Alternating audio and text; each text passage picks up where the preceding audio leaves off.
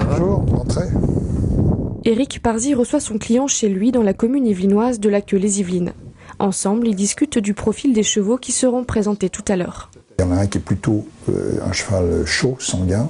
L'autre par contre qui se monte avec un gros filet, muserolle française, une martingale et qui est plutôt un peu froid. Éric Parzi exerce un métier peu connu, celui de marchand de chevaux.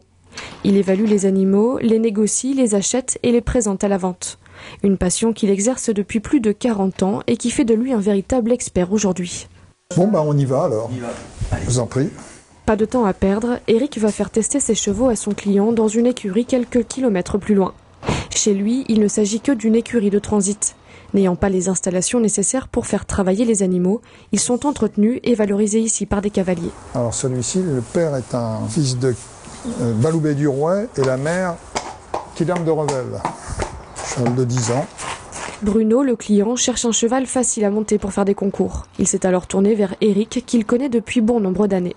C'est un ensemble de choses qu'on regarde chez un cheval. Qu'est-ce que vous regardez là par exemple ? Faut qu'il soit agréable, tout simplement. Pour tout. À regarder, à manipuler, à monter, et confortable. Après avoir scellé et présenté le cheval au client, direction la carrière. Le client observe d'abord l'animal avec son cavalier avant de monter à son tour. Voilà. Fais 1 ou 2 allers-retours dessus comme ça.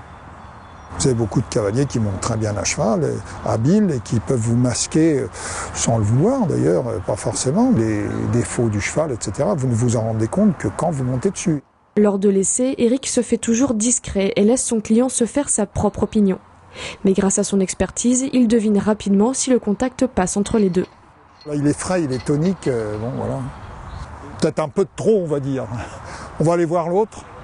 Bruno ne semble pas convaincu par ce premier essai. D'après lui, la monture correspond mieux à son cavalier actuel. Du poney au cheval de compétition, Éric achète et revend des chevaux de selle de tout type. Un métier auquel il a été initié dès son plus jeune âge, lorsqu'il a croisé la route d'un marchand de chevaux en Normandie. C'est comme dans n'importe quel commerce, le bénéfice se fait à l'achat. Si le cheval est bien acheté, automatiquement, vous en tirez un bénéfice minimum qui vous permet d'en vivre. Environ 3 000 € pour un cheval de promenade, plus de 5 000 € pour un cheval de compétition. Les prix varient par rapport à la régularité de leur performance, par exemple. La négociation entre aussi en jeu. Quand vous avez un cheval qui est bien dressé, qui recule, qui appuie, qui change de pied, qui se met en place, etc., il y a toujours des clients qui est gentil, qui est facile à monter, etc. Il y a toujours des clients pour acheter ça. Donc c'est un type de cheval qui est quand même recherché. Depuis 1972, il connaît les besoins et a su se constituer un véritable réseau. Éric vend la plupart de ses animaux en Europe et achète principalement en France, pays d'élevage. Ah non, elle est bien là. Cavalier depuis plusieurs mois de ses 2 chevaux, Antoine s'est attaché à eux, mais il en est conscient. Ils peuvent être vendus du jour au lendemain et quitter son écurie. Ça me touche un petit peu, mais on est dans l'obligation de vendre des chevaux pour gagner sa vie, donc il faut bien qu'il parte. S'il doit partir là, il part là. L'essai continue avec le 2e cheval. Ça a l'air de bien se passer si vous voulez prendre la combinaison. Tout de suite, Éric le voit, son client semble mieux s'accorder avec ce cheval. Dans ce genre d'histoire-là, on propose et puis l'acheteur dispose. C'est lui qui fait son choix.